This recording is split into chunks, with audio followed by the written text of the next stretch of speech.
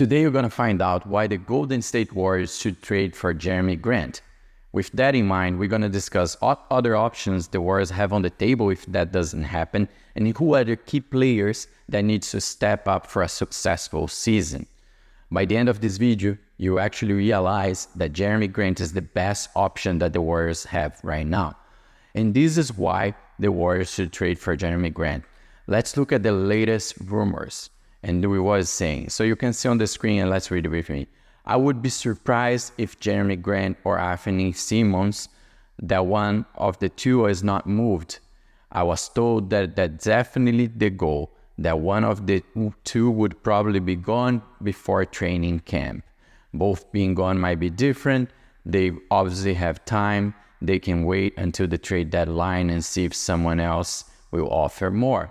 So as you can see, there is a willingness from the Portland Trail Blazers, where Jerami Grant is playing right now, to move him or Anthony Simons, and that's a good chance for the Warriors. We spoke here about Lauri Markkanen, and he actually came out and through interviews and said that he wants to stay in Utah. So that's out of the table most likely, and Jerami Grant step up as a great option alternative for the Golden State Warriors. So when you look for his scouting report, so let's take a look. High flight forward, explosive finish, excellent three-point shot to stretch the court, great motor, lacks strength to one-on-one against more powerful players, showed that he can create his own shot, has blossomed into a fantastic two-way player, all-star caliber player now. And I agree with this. That was many years ago, right? He have already a career at the NBA, and I think he has evolved, and his stats will show that. We will take a look in a moment, and I think is a great addition for the Warriors. He definitely can be that second scorer that we need, maybe even the third if either Wiggins, in case he stays and he's not involved on the trade, or Jonathan Kuminga also get involved in more minutes and step up as well. So he's a great addition. I want to show some of his numbers here. So he's a 6'7", 210 for reference. He's almost the same height than Wiggins and Kuminga. He's a little bit higher, taller than Klay Thompson. So gives a little bit more size for the team. But he definitely fits well in that rotation. Will become that second scorer. He has never had a chance to play for really competitive teams in his career. So having Stephen Curry, having other players that also call the attention from the defensive system will be great for him and probably will maximize even more what he can do. As you saw in the reports, it's true. He's not a super strong player. He's athletic, but he definitely can attack the ring. He's becoming more and more a really good three-point shooter. So I really think he fits well. And it's interesting when I'm looking to I was looking to his highlights, that the Warriors, or maybe no one was talking about this before, because it is actually a really good option when you see how he could fit in Steve Kerr's rotation, right? So it's pretty interesting. Look at his stats, right? So when you look, he started in Philadelphia, played 3 seasons there, moved to OKC, I think is where he started to shine, or at least from when I remember him more. He started having, you can see his numbers is going up. And then he had a year with Denver, Detroit. As you can see, he got a good season in Denver, but then he moved to Detroit, and then last season to the Portland Trail Blazers, the last two. And look at how his numbers and the points, they are scaling up. He didn't play all the season, missed a few games, but he's definitely pushing up, and he can be that second guy that we need. So it's really interesting option. He has, as you can see here as well, a few more years. He has actually 4 more years in his contract. They all very close to 30 million, which is strict for the Warriors right now. We have been speaking about the cap space, but I think the Warriors could fit that. And there's 2 ways of doing this, right? Either the Warriors could, for example, send and involve Wiggins at this trade, which has a very close to this salary.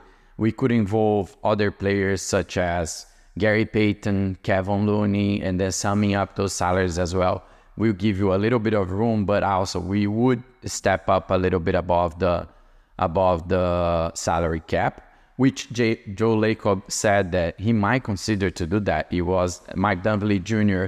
and Joe Lacob, they said that they would like to be under, but they didn't close completely the door to being above that tax cap if the team is going to be competitive. And that calls attention because maybe you could not even involve Wiggins, and then you have all these options, and you sort of remove pressure from Wiggins as well and let him probably shine. So I think it's a very interesting addition for the Warriors. It gives the Trailblazers in these rumors, they said they want at least 2 first-round picks, which the Warriors could provide then, and maybe add something else to sweet the deal, right? So I think it's very interesting. So let's look at a few highlights from Jerami Grant, right? So when you see him playing here, I got one of the games where he reached his career high. So as you can see, he plays sometimes as the 4 or as the 3rd. He can attack the ring, as you can see here. As I already mentioned, he's a really good 3-point shooter. You can see again another layup. So that's interesting because when you think that right now our biggest threat in terms of attacking the ring are both Wiggins and Kuminga. Wiggins, we have discussed, we don't know who we're getting. But then you have one more that can go for a layup, for a 1 versus 1, and then a 3-point shooter as well. Gives you a lot of more options and tricks the defensive as well. And then you have Stephen Curry. I really think he becomes a threat. So I'm really excited with this opportunity. I hope the Warriors are in fact considering that, and I think he could add a really strong option to our attack system. He's not a great defender. He's going to have to work on it a little bit more. I think he's underrated in that sense, but he's definitely is not known for being like mainly a defensive guy. But as you can see in the post and other things like that. So pretty interesting addition. I think he has a high salary, 4 years more. So he's younger than our most players right now. So it also gives you that option to the future, right? Considering what David already said, that he might have 2 or 3 years. So I think you have a good option there as well. So excited with this opportunity, considering mainly that right now Lauri Markkanen is out of the table. If the Warriors don't let it go, a lot of the assets that we have, and that involves a lot of rookies, a lot of like 3rd, 2nd year guys, which have been developing, such as Jonathan Kuminga, Trace Jackson-Davis, Brandon Porzingis, Moses Moody. If we still stick with that core for at least mid-season, we'll be able to see how they evolve. Well, let's recap that. Kuminga had a big leap. We expect him to evolve even more. He could potentially become the 2nd guy that we need. We know that he needs to improve his defense, but they have been evolving. They have shown those good signs. The Warriors is known for believing in the young guys. That's how we build a dynasty. So I think it has a good side of it. We could maybe trade these guys to Utah and then see them having those big leaps there. So it will give us a little bit more room to evaluate and to see how they behave in this next season. And I still think that with the players that we have right now, at least for the first half of the season, we can stay there in the fight for the playoff position, and then decide what we do mid-season and actually do any trade if needed to really become a contender, right? So we have seen other teams doing that in the past, such as the Dallas Mavericks, and I think it works. So I would start the season as we are. See who will be your key players, see what Wiggins are we getting, how is it going to come on this next season, see how Jonathan Kuminga is going to evolve, Moses Moody, Gary Payton, Kevin Looney. We have a lot of names that are unknown at this point, and we want to see how they're gonna behave, right? So I think that's actually a really good thing for the Warriors. I think it's more aligned with the Warriors mindset. So we not having the possibility won't put our GMs under pressure to do it, and then people saying like, you had the chance and you didn't trade for him. So I think it's actually a good thing. But if all those things don't align, there's a bad side of it, right? So I want to show this video here on the screen. Take a look and we're going to discuss. Clearly say I want to be a Warrior for life. That's always been my goal.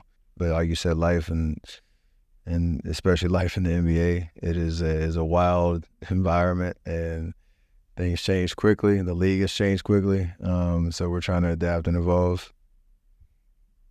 And yeah, until that, I'll let everybody know if that changes. But right now, like, of course, the goal is always to be to finish my career with one team.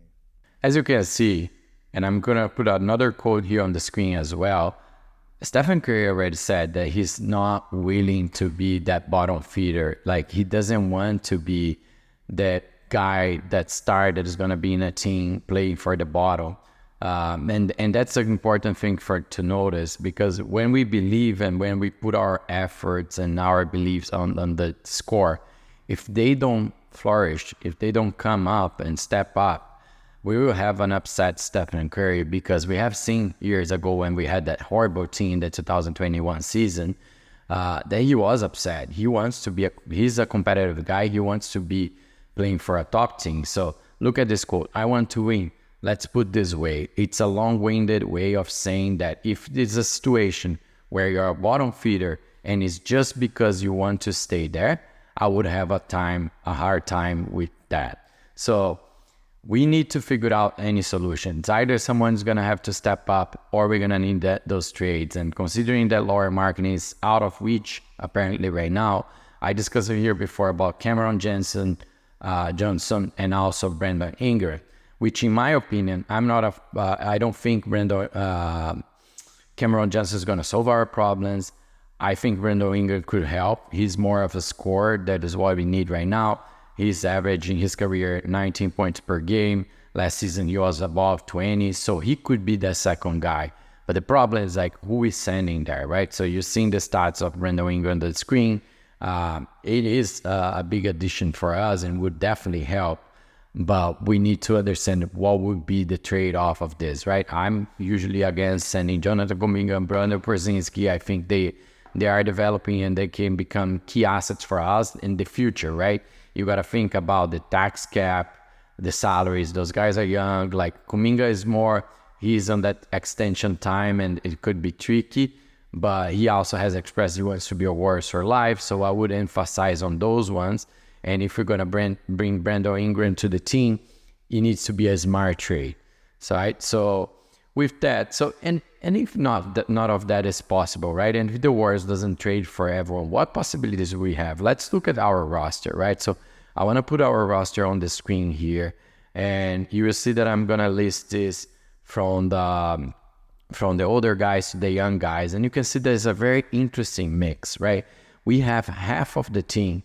When you look here from Lynn Waters, the third and below, they are all rookies or third years, right? So we have Lynn Waters, Jonathan Kuminga, Moses Moody, Guy Santos, Tracy Jackson, Brandon Porzingis, and then the rookies like the two-way trades, Reese Backman, the Compiler, and Jackson Rowe. So it's a good mix.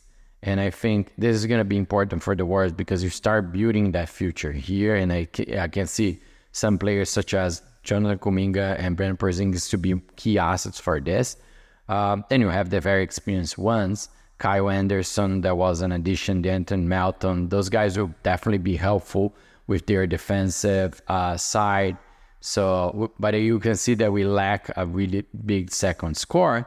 That should be Wiggins, right? So let's talk a little bit about Wiggins. And he is the one that I believe that is our biggest chance because he has showed that before.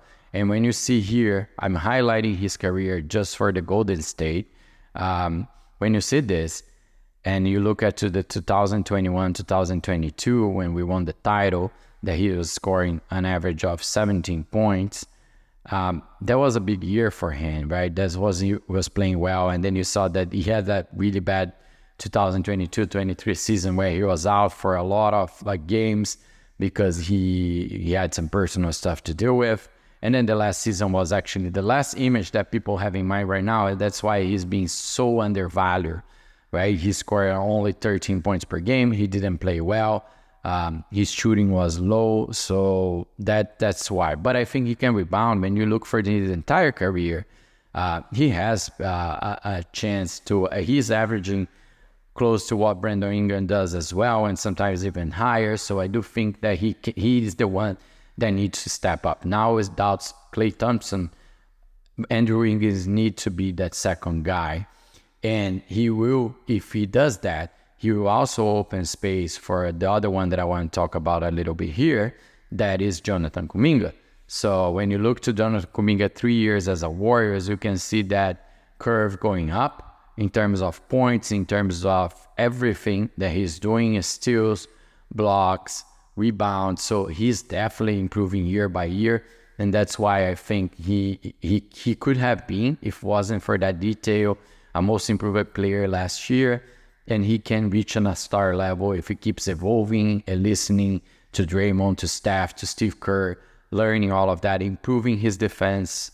I think the moves that the Warriors made in terms of the coaching staff, it will help Kuminga a lot. So he's the second guy that can bring that flavor to the Warriors.